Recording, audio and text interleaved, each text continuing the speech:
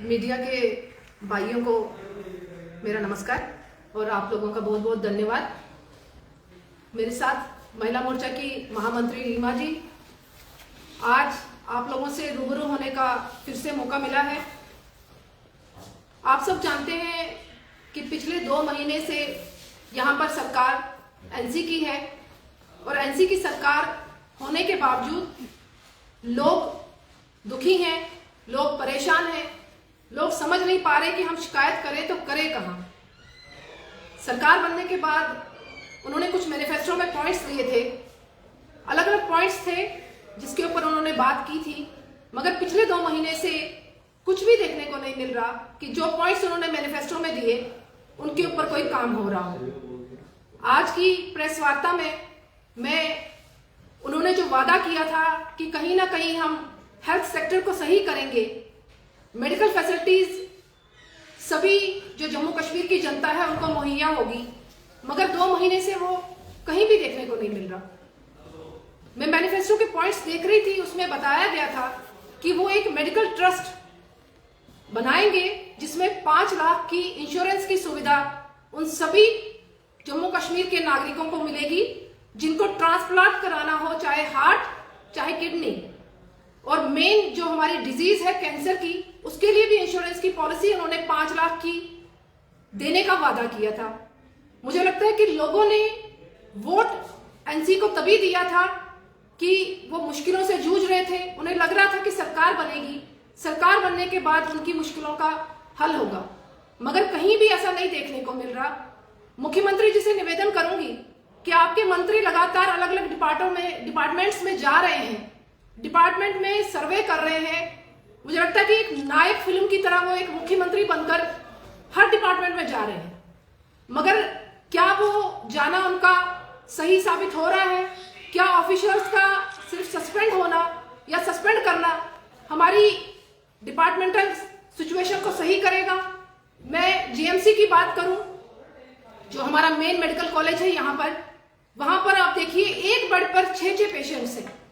वहां पर ब्लड किसी पेशेंट को मुहैया नहीं हो रहा, वहां पर इंजेक्शन अगर चाहिए या टेस्ट करवाने हैं तो कहीं ना कहीं एक पेशेंट के साथ 4 लोगों का होना जरूरी है। एक पेशेंट कहीं भी वहां पर सरवाइव नहीं कर सकता और ये गारंटी भी नहीं है कि वहां पर जो जाएगा वह सही सलामत वापस आएगा भी कि नहीं आएगा। आज जम्मू कश्मीर की जनता जो है वो चिंता व्यक्त कर रही है कि हम सरकारी हॉस्पिटल में ना जाकर आज प्राइवेट हॉस्पिटल में जाने की नौबत आ गई है।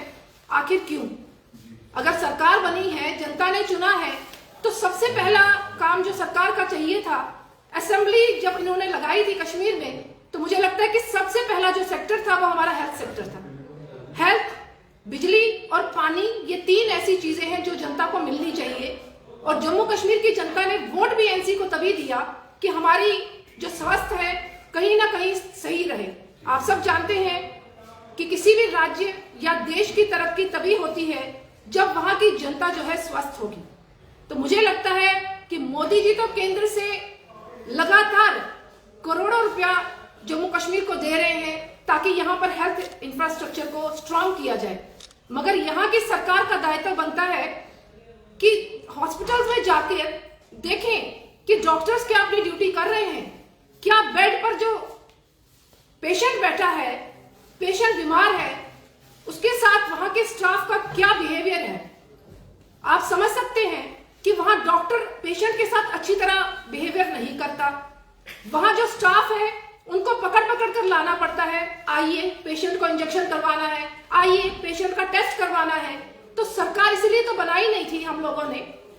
हम लोग इतनी साल से देख रहे थे कि एलजी शासन था, एलजी के शासन काल में केंद्र की जो स्कीम्स थी वो सब यहाँ पर लागू हो रही थी, मगर सरकार बनने के बाद 2 महीने में हमारे हेल्थ सेक्टर में कोई बदलाव नहीं हुआ।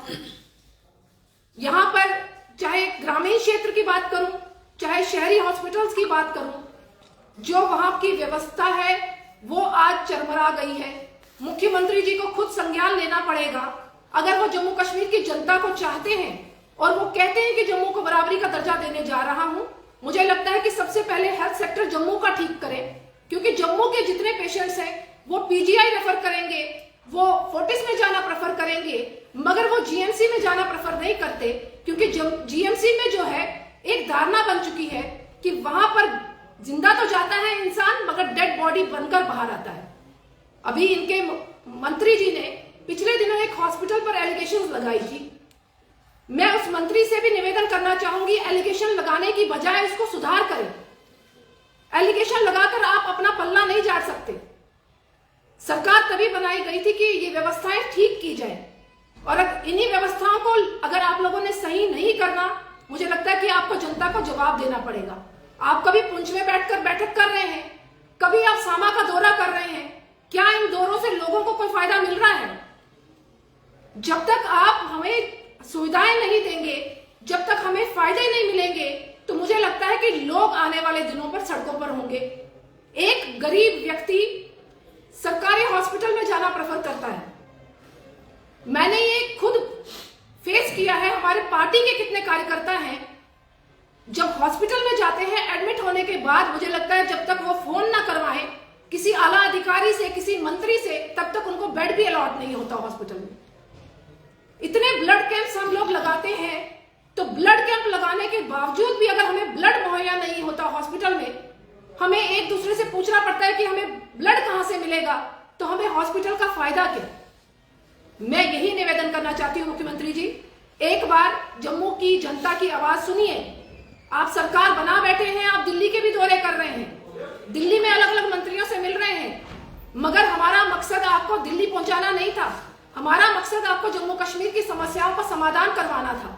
और मुझे लगता है कि ये आवाज आप तक जरूर आई होगी, और जम्मू कश्मीर की जनता जो चाहती है आपसे, हेल्थ सेक्टर को ठीक करवाइए, यहाँ के डॉक्टर्स को जवाबदेही करवाइए, यहाँ के स्टाफ जो है हॉस्पिटल्स में जो मिसबिहेव करते हैं पेशेंट्स के साथ, उनसे जवाब तलब करवाइए, और एक अकाउंटेबिलिटी सेट करवाइए कि आपका मंत्री कौन सा हॉस्पिटल्स को देखेगा, ताकि ट्रांसपेरेंसी रहे और लोग समझ सकें कि ये मंत्री हमारे हेल्थ सेक्टर को देख रहा है, उसके लिए काम करें। बहुत बहुत धन्यवाद।